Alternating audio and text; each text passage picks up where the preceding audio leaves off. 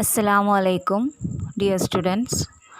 കഴിഞ്ഞ ക്ലാസ്സിൽ dissolution of partnership എന്നുള്ള ചാപ്റ്ററിൽ അക്കൗണ്ടിങ് ട്രീറ്റ്മെൻറ്റ് എന്നുള്ള ഭാഗമാണ് നമ്മൾ ഡിസ്കസ് ചെയ്തത്. അതിൽ റിയലൈസേഷൻ അക്കൗണ്ടുമായി ബന്ധപ്പെട്ട് വരുന്ന കുറച്ച് ജേർണൽ എൻട്രീസ്, ഒരു 10-14 ജേർണൽ എൻട്രീസാണ് നമ്മൾ എടുത്തത്. ബാക്കിയുള്ള ജേർണൽ എൻട്രീസ് ഈ ക്ലാസ്സിൽ നോക്കാം. അടുത്തത് പറയുന്നത് ക്രെഡിറ്റേഴ്സുമായിട്ട് അസറ്റുകൾ ട്രാൻസ്ഫർ ചെയ്തിട്ടുണ്ടെങ്കിൽ അതുമായിട്ടുള്ള സെറ്റിൽമെൻറ്റ്, അതിൻ്റെ ജേർണൽ എൻട്രി എന്താണ് വരിക എന്നുള്ളതാണ്. ക്രെഡിറ്റേഴ്സ് എന്ന് പറഞ്ഞാൽ ആരാ? ഈ സ്ഥാപനത്തിന് പണം നൽകി സഹായിച്ചവർ. ഇപ്പോൾ ബാങ്കേഴ്സൊക്കെ അതിന് എക്സാമ്പിളായിട്ട് പറയാൻ പറ്റും. ഫേമിലുള്ള ഏതെങ്കിലും ഒരു അസറ്റ് ക്രെഡിറ്റർക്ക് ടേക്കൺ ഓവർ ചെയ്യുക അല്ലെങ്കിൽ ട്രാൻസ്ഫർ ചെയ്തിട്ടുണ്ടെങ്കിൽ ഇതിന് ഒരു പ്രത്യേകമായിട്ടുള്ള ഒരു ജേർണൽ എൻട്രി ഉണ്ടാക്കേണ്ട ആവശ്യമില്ല. അടുത്തത് റിയലൈസേഷൻ അക്കൗണ്ട് ക്ലോസ് ചെയ്യുമ്പോൾ പ്രോഫിറ്റും വരാം ലോസും വരാം. ഇനി പ്രോഫിറ്റ് ആണ് വന്നതെങ്കിൽ realisation account debit to partners capital account, പാർട്ട്നേഴ്സിൻ്റെ ഓരോരുത്തരുടെ പേരും അവിടെ കാണിക്കണം. റിയലൈസേഷൻ അക്കൗണ്ടിനെ ഡെബിറ്റ് ചെയ്യുക, പാർട്ട്നേഴ്സ് ക്യാപിറ്റൽ അക്കൗണ്ടിനെ ക്രെഡിറ്റ് ചെയ്യുക. ഇത് പ്രോഫിറ്റ് ആണെങ്കിലാണ്. ഇനി ലോസ് ആണ് സംഭവിച്ചതെങ്കിലോ, റിയലൈസേഷൻ അക്കൗണ്ട് ചെയ്ത സമയത്ത് നമുക്ക് ലോസ് ആണ് കിട്ടിയതെങ്കിൽ partners capital account debtor to realisation account, partners capital account debtor, അവിടെ ഓരോ പാർട്ട്നേഴ്സിൻ്റെ പേര് എഴുതണം. അതിനുശേഷം റിയലൈസേഷൻ അക്കൗണ്ടിനെ ക്രെഡിറ്റ് ചെയ്യണം. അടുത്തത് പേയ്മെൻറ്റ് ഓഫ് പാർട്ട്നേഴ്സ് ലോൺ ആണ്. പാർട്ട്നേഴ്സിൻ്റെ അടുത്തുനിന്ന് ഫേം ലോൺ എടുത്തിട്ടുണ്ടെങ്കിൽ അത് തിരിച്ചടക്കുമ്പോൾ എന്താണ് ജേർണൽ എൻട്രി വരാമെന്ന് നോക്കാം. ഇവിടെ partners loan account debtor to cash, partners ലോണിനെ ഡെബിറ്റ് ചെയ്യണം, ക്യാഷിനെ ക്രെഡിറ്റ് ചെയ്യണം. പാർട്ട്ണറുടെ കയ്യിൽ നിന്നും എടുത്തിട്ടുള്ള ലോണ് എത്രയാണെന്ന് വെച്ചാൽ അത് ഡിസൊല്യൂഷൻ്റെ ടൈമിൽ ഡയറക്റ്റായിട്ട് പാർട്ട്ണർക്ക് കൊടുക്കുകയാണ് ചെയ്യുക. ഈ എമൗണ്ട് റിയലൈസേഷൻ അക്കൗണ്ടിലേക്ക് ട്രാൻസ്ഫർ ചെയ്യാറില്ല. അടുത്തത് പറയുന്നത് റിസീപ്റ്റ് ഓഫ് പാർട്ട്നേഴ്സ് ലോണാണ്. ഇതൊരു തരത്തിൽ അസറ്റാണ്. ഒന്നുകൂടെ വിശദമായിട്ട് പറയുകയാണെങ്കിൽ, ഇപ്പോൾ ചില സമയങ്ങളിൽ ഒരു ഫേം അതിലെ പാർട്ട്നേഴ്സിന് എന്തെങ്കിലും ലോൺ കൊടുത്തിട്ട് ഹെൽപ്പ് ചെയ്യും, അവർക്ക് എന്തെങ്കിലും അഡ്വാൻസ് ആയിട്ട് കൊടുക്കാറുണ്ട്. അപ്പോൾ ഈ ഡിസൊല്യൂഷൻ ടൈമിൽ എത്രയാണോ അഡ്വാൻസ് കൊടുത്ത എമൗണ്ട് അത് ഇവർ ഡയറക്റ്റ് പാർട്ട്നേഴ്സിൻ്റെ അടുത്ത് നിന്നും കളക്ട് ചെയ്യും. ആ എമൗണ്ട് റിയലൈസേഷൻ അക്കൗണ്ടിലേക്ക് ട്രാൻസ്ഫർ ചെയ്യാറില്ല. അടുത്തത് വരുന്നത് for closing partners capital account, പാർട്ട്നേഴ്സിൻ്റെ ക്യാപിറ്റൽ അക്കൗണ്ട് ക്ലോസ് ചെയ്യുമ്പോൾ എന്താണ് ജേർണൽ എൻട്രി എന്ന് നോക്കാം. ഇങ്ങനെ ക്ലോസ് ചെയ്യുന്ന സമയത്ത് ക്രെഡിറ്റ് ബാലൻസ് ആണ് കിട്ടുന്നതെങ്കിൽ partners capital account debit to cash or bank account, നമ്മൾ ഫേമിൻ്റെ ഭാഗത്ത് നിന്ന് ചിന്തിക്കണം. ഫേമിൻ്റെ അടുത്ത് നിന്നും ക്യാഷ് പോവുകയാണ് ചെയ്യുക. ക്രെഡിറ്റ് ബാലൻസ് കിട്ടുമ്പോൾ ഡ്യൂ ടു പാർട്ട്ണറാണ്, അതായത് പാർട്ട്ണർക്ക് ക്യാഷ് നൽകാനുണ്ട്. അപ്പോൾ ഫേമിൻ്റെ അടുത്ത് നിന്നും ക്യാഷ് പോകുമ്പോൾ ടു എന്ന് പറഞ്ഞിട്ട് ക്യാഷ് ഓർ ബാങ്ക് എന്ന് എഴുതും. പാർട്ട്നേഴ്സ് ക്യാപിറ്റൽ അക്കൗണ്ടിനെ ഡെബിറ്റ് ചെയ്യുകയും വേണം. അപ്പോൾ ഫോർ ക്യാപിറ്റൽ അക്കൗണ്ട് ക്ലോസ് ചെയ്യുമ്പോൾ ക്രെഡിറ്റ് ബാലൻസ് ആണ് കിട്ടുന്നതെങ്കിൽ partners capital account debit to cash or bank account. ഇനി ക്യാപിറ്റൽ അക്കൗണ്ട് ക്ലോസ് ചെയ്യുമ്പോൾ ഡെബിറ്റ് ബാലൻസ് ആണ് കിട്ടുന്നതെങ്കിൽ ഇതിൻ്റെ അർത്ഥം ഡ്യൂ ബൈ ദ പാർട്ട്ണറാണ്, അതായത് പാർട്ട്ണറിൽ നിന്നും ഫേമിനാണ് ക്യാഷ് കിട്ടേണ്ടത്. അപ്പോൾ എങ്ങനെയാണ് എൻട്രി വരിക? ഫേമിന് ക്യാഷ് കിട്ടുമ്പോൾ അതിനെ നമ്മൾ ഡെബിറ്റ് ചെയ്യണം. Cash or bank account debit to partners capital account. അടുത്തത് for closing of current account, current account close ചെയ്യുമ്പോൾ എന്താണ് ജേർണൽ എൻട്രി വരിക? ഇവിടെയും ഡെബിറ്റ് ബാലൻസും ക്രെഡിറ്റ് ബാലൻസും കാണിക്കും. ക്രെഡിറ്റ് ബാലൻസ് ആണ് കാണിക്കുന്നതെങ്കിൽ എന്താണ് ജേർണൽ എൻട്രി വരാമെന്ന് നോക്കാം. ക്രെഡിറ്റ് ബാലൻസ് വരുമ്പോൾ partners current account debit to partners capital account. ഇവിടെ കറണ്ട് അക്കൗണ്ട് ക്ലോസ് ചെയ്തിട്ട് അതെങ്ങോട്ട് ട്രാൻസ്ഫർ ചെയ്യും? ആ പാർട്ട്ണറുടെ ക്യാപിറ്റൽ അക്കൗണ്ടിലേക്ക് ട്രാൻസ്ഫർ ചെയ്യും. അപ്പോൾ partners current account debit to partners capital account. ഇനി കറണ്ട് അക്കൗണ്ട് ക്ലോസ് ചെയ്യുമ്പോൾ ഡെബിറ്റ് ബാലൻസ് ആണ് കിട്ടുന്നതെങ്കിൽ എന്താണ് ജേർണൽ എൻട്രി വരിക? Partners capital account debit to partners current account.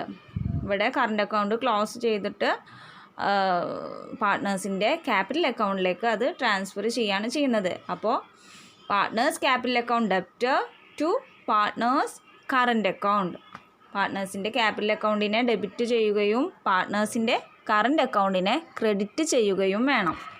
ഇത്രയും ജേർണൽ എൻട്രീസാണ് നമുക്ക് പഠിക്കാനുള്ളത്. എല്ലാം വളരെ കൃത്യമായിട്ട് പഠിക്കുക. അടുത്ത ടോപ്പിക്ക് നോക്കാൻ പോകുന്നത് treatment of good will on dissolution of firm. ഒരു ഫേമിൻ്റെ ഡിസൊല്യൂഷൻ്റെ ടൈമിൽ എങ്ങനെയാണ് ഗുഡ് വില്ലിനെ ട്രീറ്റ് ചെയ്യുന്നത്? ഗുഡ് വില്ലെന്ന് എടുത്തു പറയാൻ കാരണം ഗുഡ് വില്ലിനെ കാണാൻ കഴിയില്ല, അതൊരു ഇൻടാഞ്ചിബിൾ അസറ്റാണ്. സോ എങ്ങനെയാണ് അതിനെ ട്രീറ്റ് ചെയ്യുന്നതെന്ന് നോക്കാം. On dissolution of firm goodwill is treated just like an ordinary asset. സാധാരണ ഒരു അസറ്റിൻ്റെ പോലെ തന്നെയാണ് ഗുഡ് വില്ലിനെയും കണക്കാക്കുന്നത്. No special treatment is required. അതിനായിട്ട് സ്പെഷ്യൽ ട്രീറ്റ്മെൻ്റ് ഒന്നും ഇല്ല.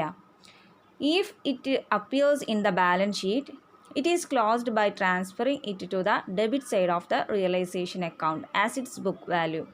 ഇനി ഒരു ഫേം ഡിസൊല്യൂഷൻ ചെയ്യുന്ന ടൈമിൽ ആ ഫേമിൻ്റെ ബാലൻസ് ഷീറ്റിൽ ഗുഡ് വിൽ ഉണ്ടെങ്കിൽ അതിനെ റിയലൈസേഷൻ അക്കൗണ്ടിലേക്ക് ട്രാൻസ്ഫർ ചെയ്യണം. റിയലൈസേഷൻ അക്കൗണ്ടിൻ്റെ ഡെബിറ്റ് സൈഡിലേക്കാണ് ഗുഡ് വില്ലിനെ ട്രാൻസ്ഫർ ചെയ്യേണ്ടത്. ട്രാൻസ്ഫർ ചെയ്യുമ്പോൾ ഗുഡ് വില്ലിൻ്റെ ബുക്ക് വാല്യൂ ഏതാണോ ആ ബുക്ക് വാല്യൂ അനുസരിച്ചാണ് ട്രാൻസ്ഫർ ചെയ്യേണ്ടത്. ബുക്ക് വാല്യൂ എന്ന് പറഞ്ഞാൽ ബുക്സ് ഓഫ് അക്കൗണ്ട്സിൽ കാണിച്ചിട്ടുള്ള വാല്യൂ ആണ് ബുക്ക് വാല്യൂ കൊണ്ട് ഉദ്ദേശിക്കുന്നത്. If any amount is realised for goodwill, ഈ ഗുഡ് വില്ല് റിയലൈസ് ചെയ്യുന്ന ടൈമിൽ ഇതൊരു അസറ്റാണല്ലോ, അപ്പോൾ ഈ അസറ്റ് വിൽക്കുന്ന സമയത്ത് എന്തെങ്കിലും എമൗണ്ട് കിട്ടുകയാണെങ്കിൽ the amount is credited to realisation account. ആ എമൗണ്ടിനെ റിയലൈസേഷൻ അക്കൗണ്ടിൽ ക്രെഡിറ്റ് സൈഡിൽ ബൈ ക്യാഷ് എന്ന് പറഞ്ഞിട്ട് കാണിക്കണം. അടുത്തതായിട്ട് നമുക്ക് എങ്ങനെയാണ് റിയലൈസേഷൻ അക്കൗണ്ട് തയ്യാറാക്കാൻ നോക്കാം. റിയലൈസേഷൻ അക്കൗണ്ട് വരയ്ക്കുമ്പോൾ 4 കോളംസ് ആണ് ഉണ്ടാവുക. Particulars, amount, particulars, amount. അതിൽ ഡെബിറ്റ് സൈഡും ക്രെഡിറ്റ് സൈഡും ഉണ്ടാവും. ഡെബിറ്റ് സൈഡിൽ ഏതൊക്കെ ഐറ്റംസ് വരാമെന്ന് നോക്കാം. ഫസ്റ്റ് അസറ്റ് അക്കൗണ്ട്, അതായത് ഒരു ഫേം ഡിസൊല്യൂഷൻ ചെയ്യുമ്പോൾ നമുക്കറിയാം ആ ഫേമിൽ ഏതൊക്കെ അസറ്റുകളുണ്ടോ ആ അസറ്റുകളെല്ലാം തന്നെ റിയലൈസേഷൻ അക്കൗണ്ടിലേക്ക് ട്രാൻസ്ഫർ ചെയ്യണം അല്ലേ. അപ്പോൾ ഫേമിൽ ഏതൊക്കെ അസറ്റ് അക്കൗണ്ടുകളുണ്ട് ആ അസറ്റുകൾ ഓരോന്നും ഈ റിയലൈസേഷൻ അക്കൗണ്ടിൽ ഡെബിറ്റ് സൈഡിൽ കാണിക്കണം. ഇൻഡിവിജ്വലി അറ്റ് ബുക്ക് വാല്യൂ, അതായത് ഓരോന്നായിട്ട് അതിൻ്റെ ബുക്ക് വാല്യൂവിൽ കാണിക്കുക. ബുക്സ് ഓഫ് അക്കൗണ്ട്സിൽ ഏത് വാല്യൂ ആണോ കൊടുത്തിരിക്കുന്നത് ആ വാല്യൂ തന്നെയാണ് ഇവിടെയും കൊടുക്കേണ്ടത്.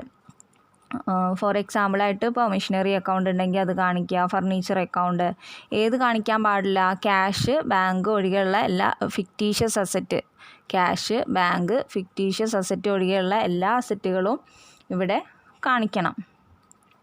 അടുത്തത് പ്രൊവിഷൻ അഗെയിൻസ്റ്റ് ലയബിലിറ്റി ആണ്.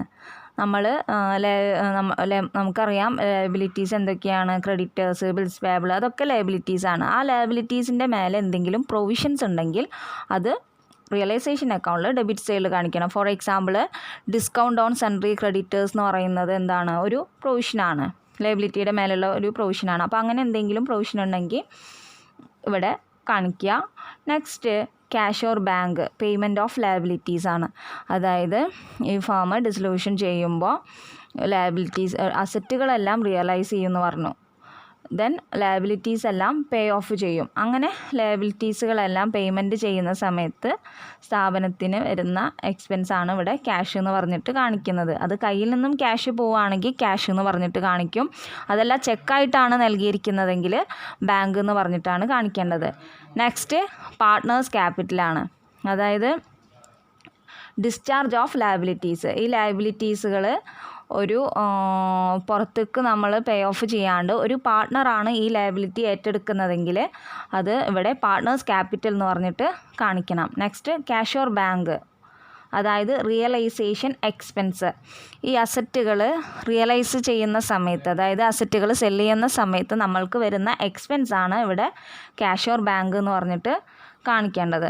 അടുത്തത് പറയുന്നത് partners capital account, realisation expense met by a partner.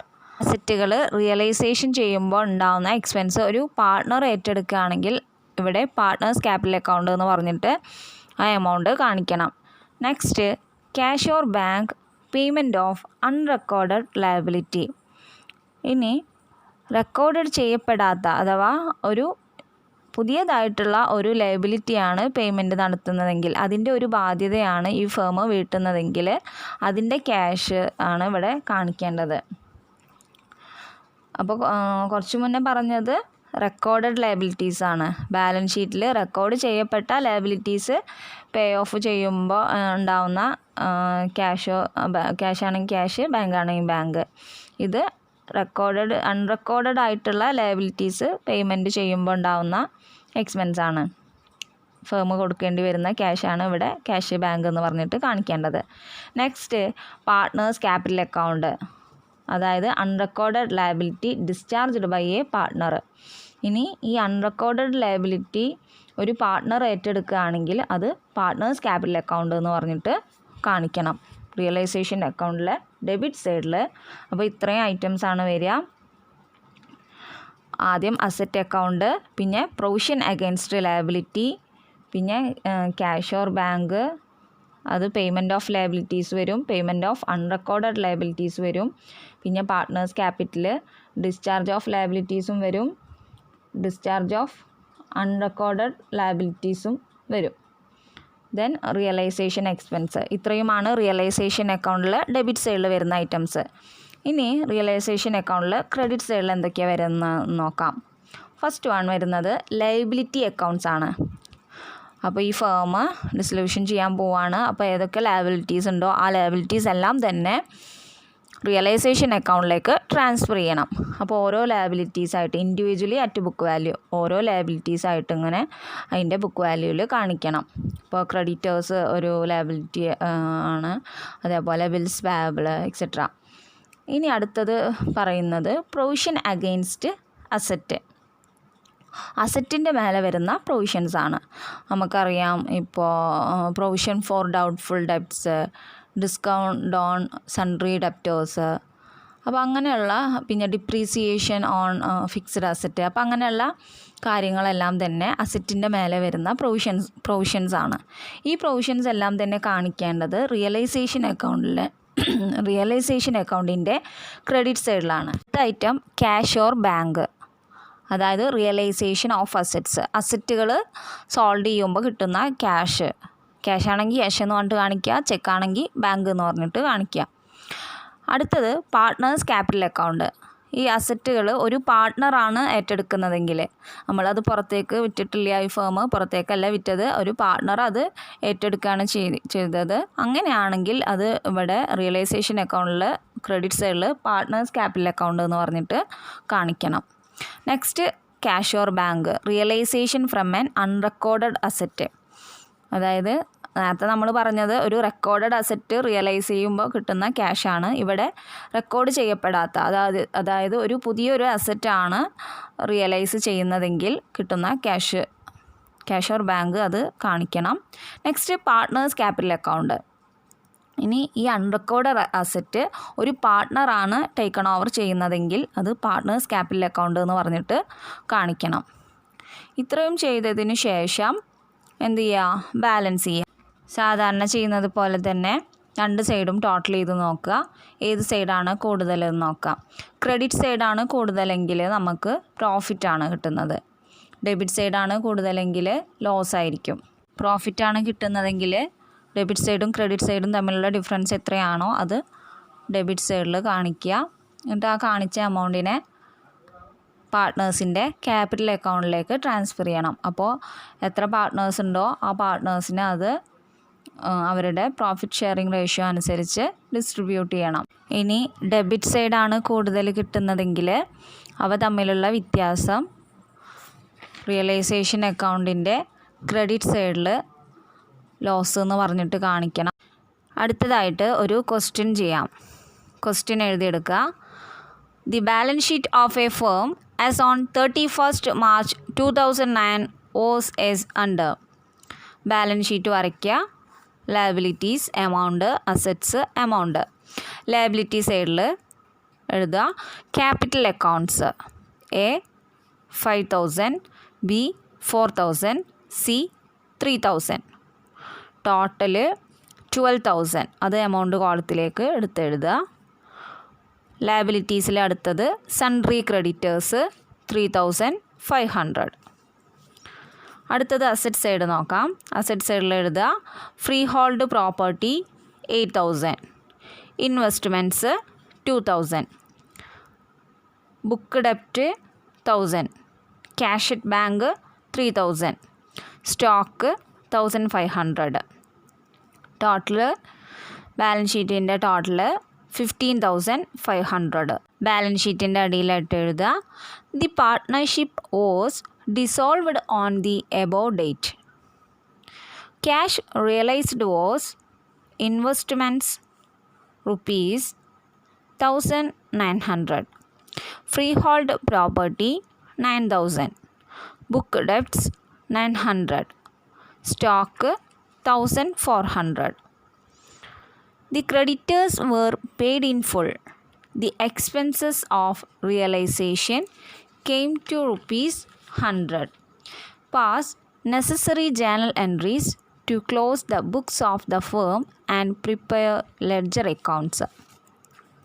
അപ്പോൾ ഇതാണ് ക്വസ്റ്റ്യന്. അപ്പോൾ ഇവിടെ ഒരു ബാലൻസ് ഷീറ്റ് നമുക്ക് തന്നിട്ടുണ്ട് അല്ലേ. 2009 മാർച്ച് 31 ഡേറ്റ് വെച്ചിട്ട് ഒരു ബാലൻസ് ഷീറ്റ് തന്നിട്ടുണ്ട്. അവിടെ ഈ ബാലൻസ് ഷീറ്റിൽ ലയബിലിറ്റി സൈഡിൽ പാർട്ട്നേഴ്സിൻ്റെ ക്യാപിറ്റൽ അക്കൗണ്ട് തന്നിട്ടുണ്ട്, പിന്നെ സൺട്രി ക്രെഡിറ്റേഴ്സും തന്നിട്ടുണ്ട്. അസറ്റ് സൈഡിൽ ഒരു 5 അസറ്റ് തന്നിട്ടുണ്ട്. പിന്നെ എന്താണ് പറഞ്ഞിരിക്കുന്നത്, പാർട്ട്ണർഷിപ്പ് ഡിസോൾവ്ഡ് ആയി എന്ന് പറഞ്ഞിട്ടുണ്ട് അല്ലേ. മേലെ പറഞ്ഞ ഡേറ്റ്, അതായത് 2009 മാർച്ച് 31 ഈ ഫേം എന്താ ചെയ്തു, ഡിസോൾവ്ഡ് ആയി. അപ്പോൾ ഡിസോൾവ്ഡ് ആകുമ്പോൾ എന്തുണ്ടാവും, അസറ്റുകളെല്ലാം തന്നെ റിയലൈസ് ചെയ്യും അല്ലേ. അസറ്റുകളെല്ലാം വിൽക്കും. അസറ്റുകളെല്ലാം വിറ്റപ്പോൾ ഇൻവെസ്റ്റ്മെൻറ്റിന് ഒരു 1,900 കിട്ടി, ഫ്രീ ഹോൾഡ് പ്രോപ്പർട്ടിക്ക് 9,000 കിട്ടി, ബുക്ക് ഡെപ്റ്റിന് 900 കിട്ടി, സ്റ്റോക്കിന് 1,400 കിട്ടി. പിന്നെ എന്താ പറഞ്ഞിരിക്കുന്നത്, ക്രെഡിറ്റേഴ്സിന് കൊടുക്കാനുള്ള ക്യാഷ് മൊത്തം കൊടുത്തു. പിന്നെ റിയലൈസേഷൻ ചെയ്യുമ്പോൾ വന്നിട്ടുള്ള എക്സ്പെൻസ് എന്ന് പറയുന്നത് 100 രൂപയാണ്. നമ്മളോട് pass necessary journal entries to close the books of the firm. അപ്പോൾ ഈ പാർട്ട്ണർഷിപ്പ് ഫേമിൻ്റെ എല്ലാ ബുക്സുകളും ക്ലോസ് ചെയ്യുമ്പോൾ എന്താണ് ജേണൽ എൻട്രി, ആവശ്യമായിട്ടുള്ള ജേണൽ എൻട്രി തയ്യാറാക്കാനാണ് പറഞ്ഞിരിക്കുന്നത്. കൂടാതെ പ്രിപ്പയർ ലെഡ്ജർ അക്കൗണ്ട്സ്, ആവശ്യമായിട്ടുള്ള ലെഡ്ജർ അക്കൗണ്ട്സും തയ്യാറാക്കാൻ പറഞ്ഞിട്ടുണ്ട്.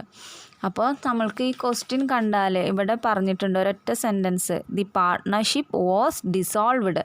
ആ ഒരൊറ്റ സെൻറ്റൻസ് വായിക്കുമ്പോൾ നമുക്ക് മനസ്സിലാവണം ഇത് പാർട്ട്ണർഷിപ്പ് ഫേം ഡിസൊല്യൂഷൻ ചെയ്യുന്ന ടൈമിൽ ഉള്ള ബാലൻസ് ഷീറ്റാണ്.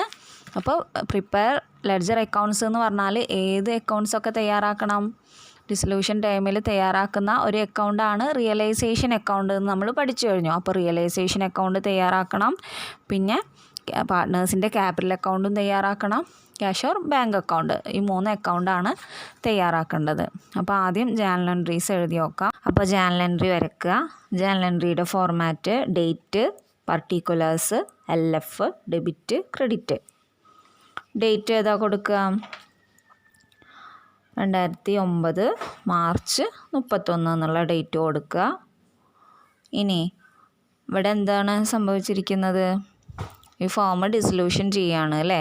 അപ്പോൾ ഫേം ഡിസൊല്യൂഷൻ ചെയ്യുമ്പോൾ എന്താണ് സംഭവിക്കുക, അസറ്റും ലയബിലിറ്റീസും എല്ലാം തന്നെ റിയലൈസേഷൻ അക്കൗണ്ട് എന്ന് പറഞ്ഞിട്ടൊരു അക്കൗണ്ട് ഉണ്ടാക്കിയിട്ട് അതിലേക്ക് ട്രാൻസ്ഫർ ചെയ്യും. അപ്പോൾ അതിൻ്റെ ജേണൽ എൻട്രി നമ്മളിവിടെ കാണിക്കണം. അപ്പോൾ ഇവിടെ ഈ സ്ഥാപനത്തിന് ഒരു 5 അസറ്റാണ് ഇവരുടെ ബാലൻസ് ഷീറ്റിൽ കൊടുത്തിട്ടുള്ളത്. Free hold property, investment, book debts, cash at bank, stock. അപ്പോൾ ഇതിലുള്ള എല്ലാ അസറ്റും റിയലൈസേഷൻ അക്കൗണ്ടിലേക്ക് ട്രാൻസ്ഫർ ചെയ്യേണ്ട. നമുക്കറിയാം ക്യാഷ്, ബാങ്ക്, ഈ അസറ്റുകളും ഫിക്റ്റീഷ്യസ് അസറ്റും ട്രാൻസ്ഫർ ചെയ്യേണ്ടതെന്നറിയാം. അപ്പോൾ ക്യാഷ് അറ്റ് ബാങ്ക് ഒഴിവാക്കിയിട്ട് ബാക്കിയുള്ള 4 അസറ്റുകളുമാണ് നമ്മൾ റിയലൈസേഷൻ അക്കൗണ്ടിലേക്ക് ട്രാൻസ്ഫർ ചെയ്യുന്നത്. അപ്പോൾ ഫസ്റ്റ് ജേണൽ എൻട്രി ആയിട്ട് എന്താ വരിക, realisation account debit to freehold property account to investments account to book debts account to stock account.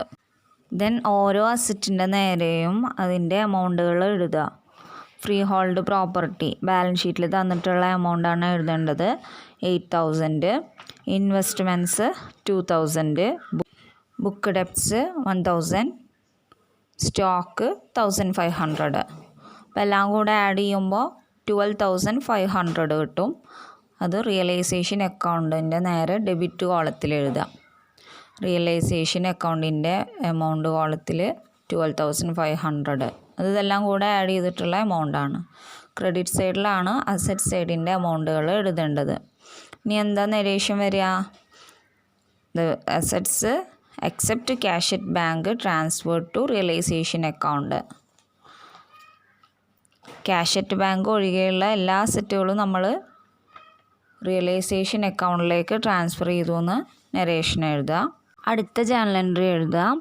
അടുത്തതായിട്ട് ലയബിലിറ്റീസ് നമ്മൾക്ക് റിയലൈസേഷൻ അക്കൗണ്ടിലേക്ക് ട്രാൻസ്ഫർ ചെയ്യണം അല്ലേ? അപ്പോൾ ലയബിലിറ്റീസ് റിയലൈസേഷൻ അക്കൗണ്ടിലേക്ക് ട്രാൻസ്ഫർ ചെയ്യുമ്പോൾ എന്താ എൻട്രി വരിക? Liabilities account debited to realisation അക്കൗണ്ടാണ്. ഇവിടെ ഏതാണ് ലയബിലിറ്റി? ആ ലയബിലിറ്റീസ് ഓരോന്നും എടുത്തെഴുതുക. അപ്പോൾ ഇവിടെ തന്നിരിക്കുന്ന ബാലൻസ് ഷീറ്റിൽ സൺട്രി ക്രെഡിറ്റേഴ്സ് മാത്രമാണ് ലയബിലിറ്റീസ് ആയിട്ടുള്ളൂ അല്ലേ? അപ്പോൾ sundry creditors account debit to realisation account. ക്രെഡിറ്റേഴ്സിൻ്റെ എമൗണ്ട് എത്രയാണെന്ന് വെച്ചാൽ അതെടുത്ത് എഴുതുക 3500. എന്നിട്ട് നരേഷൻ എഴുതുമ്പോൾ the creditors account transferred to realisation account. Then അടുത്ത ജേണൽ എൻട്രി, ഇപ്പോൾ അസറ്റും ലയബിലിറ്റീസും നമ്മൾ റിയലൈസേഷൻ അക്കൗണ്ടിലേക്ക് ട്രാൻസ്ഫർ ചെയ്തു. ഇനി അസറ്റുകൾ ഓരോന്നും എന്ത് ചെയ്യും? റിയലൈസ് ചെയ്യും, അതിനെ സോൾഡ് ചെയ്യും. അപ്പോൾ സോൾഡ് ചെയ്യുമ്പോൾ സ്ഥാപനത്തിന് എന്ത് കിട്ടി? ക്യാഷ് കിട്ടി. അപ്പോൾ ഇവിടെ ബാങ്കിലേക്കാണ് ക്യാഷ് വന്നിരിക്കുന്നത്. അപ്പോൾ അങ്ങനെ ആകുമ്പോൾ എന്താണ് എൻട്രി വരിക? സ്ഥാപനത്തിന് ക്യാഷ് കിട്ടുമ്പോൾ ക്യാഷ് ഓർ ബാങ്ക്, നമുക്ക് ബാങ്ക് എടുക്കാം. ഇവിടെ ക്യാഷ് അറ്റ് ബാങ്കാണ് അസറ്റായിട്ട് തന്നിരിക്കുന്നത് അല്ലേ? അപ്പോൾ bank account debit to realisation account. Cash കിട്ടുമ്പോൾ bank account debit to realisation account. എന്നിട്ട് നരേഷൻ എഴുതുക amount realised from assets being the amount realised from assets. എത്ര കിട്ടി? 13,200. ഈ 13,200 എങ്ങനെ കിട്ടുക? ഇവിടെ തന്നിട്ടില്ലേ ബാലൻസ് ഷീറ്റിൻ്റെ അടിയിൽ ക്യാഷ് റിയലൈസ്ഡ് വോസ് എന്ന് പറഞ്ഞിട്ട് അസറ്റുകൾ വിറ്റപ്പോൾ കിട്ടിയിട്ടുള്ള ക്യാഷാണ്. ഇൻവെസ്റ്റ്മെൻറ്റിന് 1900, ഫ്രീ ഹോൾഡ് പ്രോപ്പർട്ടിക്ക് 9000, ബുക്ക് ഡെപ്റ്റിന് 900, സ്റ്റോക്ക് 1400. എല്ലാം കൂടെ ആഡ് ചെയ്താൽ എത്ര കിട്ടും? 13,200 കിട്ടും. പിന്നെ എന്താ ഉണ്ടായത്? അപ്പോൾ അസറ്റ് റിയലൈസ് ചെയ്തു. ഇനി അടുത്തത് ലയബിലിറ്റീസ് നമ്മൾ എന്ത് ചെയ്യണം? പേ ഓഫ് ചെയ്യണം. അപ്പോൾ ക്രെഡിറ്റേഴ്സിന് കൊടുക്കാനുള്ള എമൗണ്ടുകൾ നമ്മൾ ഫുള്ളായിട്ട് കൊടുത്തു. എത്ര രൂപ കൊടുക്കാനുണ്ടായിരുന്നു? 3500 രൂപ അത് ഫുള്ളായിട്ട് കൊടുത്തു. അപ്പോൾ അത് കാണിക്കുക. ലയബിലിറ്റീസ് പേ ചെയ്യുമ്പോൾ കമ്പനിയുടെ കയ്യിൽ നിന്ന് ക്യാഷ് പോയി. അപ്പോൾ അതിനെ ടു ബാങ്ക് എന്ന് പറഞ്ഞിട്ട് കാണിക്കണം. ഏതിനെ ഡെബിറ്റ് ചെയ്യണം? റിയലൈസേഷൻ അക്കൗണ്ടിനെ ഡെബിറ്റ് ചെയ്യണം. അപ്പോൾ realisation account debit to bank account. 3500 ക്രെഡിറ്റേഴ്സിന് കൊടുക്കാനുള്ള എമൗണ്ട്, അത് കൊടുത്തു. എന്നിട്ട് നരേഷൻ എന്താ എഴുതുക? Payment to creditors in full. അടുത്തത് എന്താ പറയുന്നത്? എക്സ്പെൻസ് റിയലൈസ് ചെയ്തപ്പോൾ 100 രൂപ സ്ഥാപനത്തിന് നഷ്ടം സംഭവിച്ചിട്ടുണ്ട് അല്ലേ? അപ്പോൾ അത് കയ്യിൽ നിന്ന് ക്യാഷ് പോയതാണ്. അപ്പോൾ ടു ബാങ്ക് എന്ന് പറഞ്ഞിട്ട് കാണിക്കണം. ഏതിനെ ഡെബിറ്റ് ചെയ്യുക? Realisation account debit to bank account. അതെങ്ങനെയാണ് വന്നത്? The expense of realisation came to 100 എന്ന് കണ്ടില്ലേ? ആ സെൻറ്റൻസിന് ജേണൽ എൻട്രി എന്താ വരിക? Realisation account debit to bank account. Payment of expense of realisation എന്ന് നരേഷൻ എഴുതുക. എത്ര രൂപ നഷ്ടം വന്നു? 100 രൂപ ആണ് നഷ്ടം വന്നത്. അപ്പോൾ ഇനി ഒരു എൻട്രിയും കൂടെ എഴുതാനുണ്ട്. പ്രോഫിറ്റ് ആണോ ലോസ് ആണോ ഉണ്ടായതെന്ന് കണ്ടുപിടിക്കണം. അപ്പോൾ അസറ്റുകൾ റിയലൈസ് ചെയ്തു, ലയബിലിറ്റീസ് പേ ഓഫ് ചെയ്തു. ഇനി പ്രോഫിറ്റ് എങ്ങനെ കണ്ടുപിടിക്കുക? യഥാർത്ഥത്തിൽ ഈ സ്ഥാപനത്തിൻ്റെ അസറ്റുകളുടെ വാല്യൂ കണ്ടുപിടിക്കുക. ക്യാഷ് അറ്റ് ബാങ്ക് ഒഴികെയുള്ള അസറ്റുകളുടെ വാല്യൂ. അപ്പോൾ freehold property 8000, investment 2000, book ഡെപ്റ്റ് 1000, stock 1500. Cash at bank add ചെയ്യാൻ പാടില്ല. അപ്പോൾ 12,500 കിട്ടുക. ഇനി ഈ അസറ്റുകൾ റിയലൈസ് ചെയ്യുമ്പോൾ എത്ര കിട്ടി? 13,200 കിട്ടിയത്. അപ്പോൾ അവ തമ്മിലുള്ള വ്യത്യാസം എത്രയാണ്? 700 രൂപയാണ്. ആ 700 രൂപയിൽ നിന്ന് എന്ത് മൈനസ് ചെയ്യണം? ഇവിടെ പറഞ്ഞിട്ടില്ലേ, the expense of realisation came to ₹100 എന്ന് പറഞ്ഞിട്ടുണ്ട്. അപ്പോൾ ഈ 700 രൂപയിൽ നിന്ന് 100 രൂപ മൈനസ് ചെയ്യണം. അപ്പോൾ 600 രൂപയാണ് ആകെ ഈ സ്ഥാപനത്തിന് കിട്ടിയിട്ടുള്ള പ്രോഫിറ്റ്. ഈ പ്രോഫിറ്റിന് എന്ത് ചെയ്യണം? ഈ പാർട്ട്നേഴ്സിനെ ഡിസ്ട്രിബ്യൂട്ട് ചെയ്ത് കൊടുക്കണം. അപ്പോൾ എങ്ങനെ ഡിസ്ട്രിബ്യൂട്ട് ചെയ്ത് കൊടുക്കുക? പ്രോഫിറ്റ് ഷെയറിങ് റേഷ്യോ ഒന്നും തന്നിട്ടില്ല. അപ്പോൾ എന്താ ചെയ്യുക? ഈക്വലായിട്ട് ഡിസ്ട്രിബ്യൂട്ട് ചെയ്യണം. അപ്പോൾ 600 രൂപനെ ഈക്വലാക്കുമ്പോൾ 200 രൂപ വെച്ചിട്ട് ഓരോരുത്തർക്കും ഡിസ്ട്രിബ്യൂട്ട് ചെയ്ത് കൊടുക്കുക.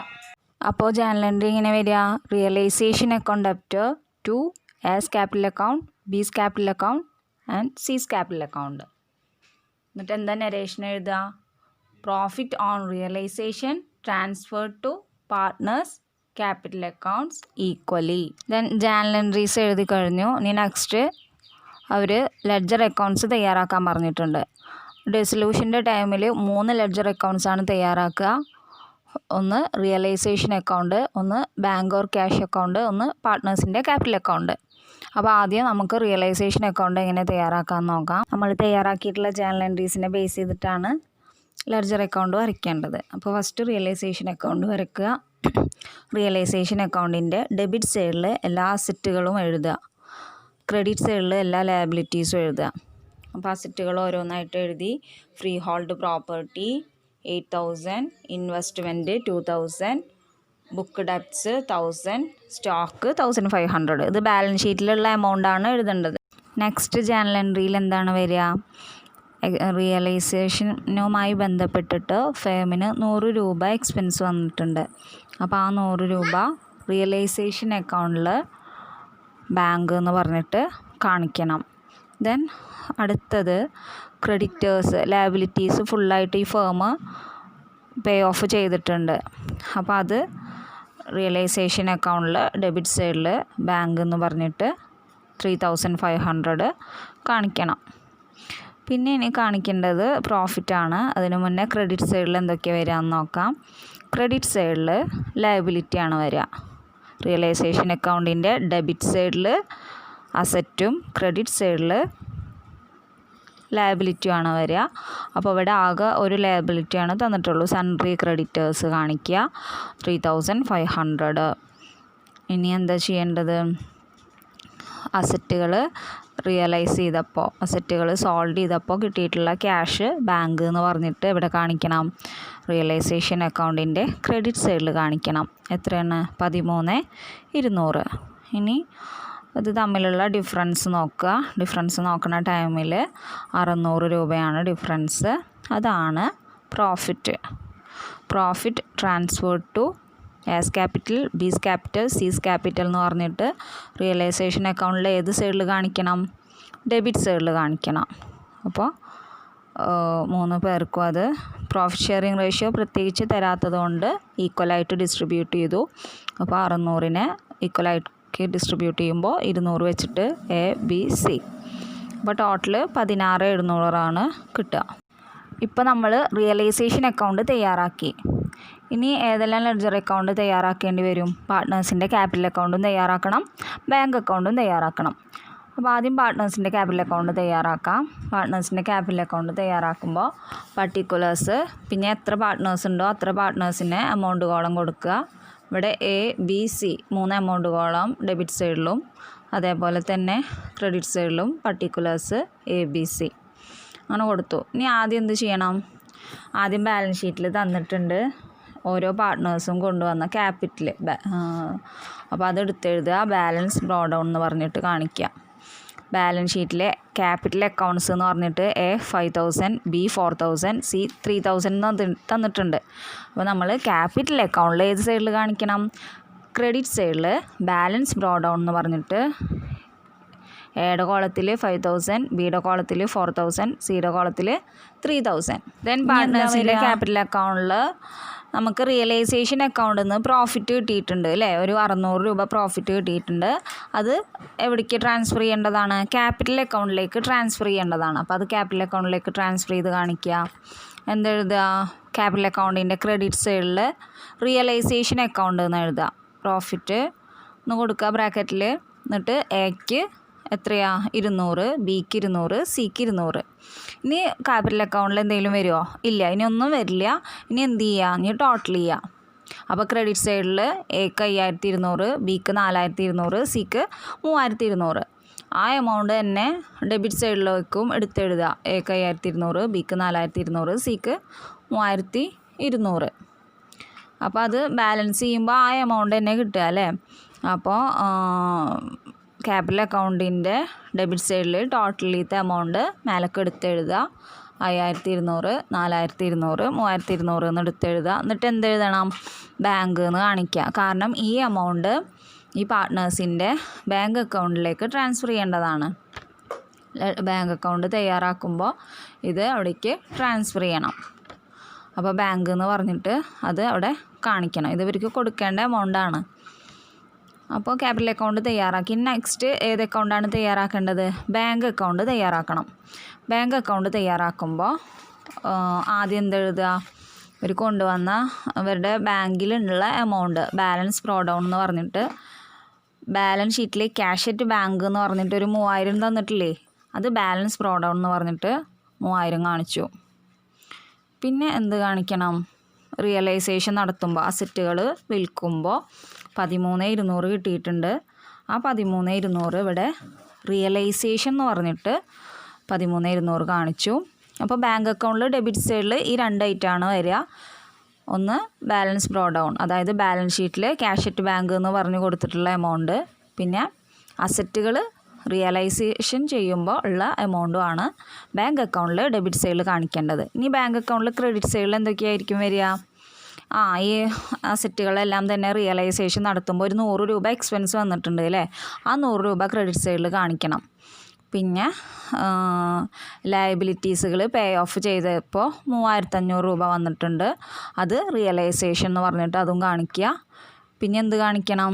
ക്യാപിറ്റൽ അക്കൗണ്ടിൽ നിന്ന് നമ്മൾക്ക് ബാലൻസ് 5200, 4200, 3200 എന്ന് പറഞ്ഞ് കിട്ടിയിട്ടുണ്ട് അല്ലേ, അതും ഇവിടെ as capital account, B's capital account, സീസ് ക്യാപിറ്റൽ അക്കൗണ്ട് എന്ന് പറഞ്ഞിട്ട് അതും കാണിക്കുക. അപ്പോൾ ഇത്രയുമാണ് ലെഡ്ജർ അക്കൗണ്ടുകൾ. അപ്പോൾ 3 ലെഡ്ജർ അക്കൗണ്ട്സ് ആണ് തയ്യാറാക്കേണ്ടത്. ഒന്ന് realisation account, capital account, bank account. വളരെ ഈസിയാണ്, ഇത് ഇമ്പോർട്ടൻ്റ് ആണ്, എക്സാമിന് സ്ഥിരമായി ചോദിക്കണ ഒരു ക്വസ്റ്റ്യൻ ആണ് കേട്ടോ. അപ്പോൾ ഇൻഷാ അല്ലാഹ് ബാക്കി കാര്യങ്ങൾ അടുത്ത ക്ലാസ്സിലെടുക്കാം. അസ്സലാമു അലൈക്കും.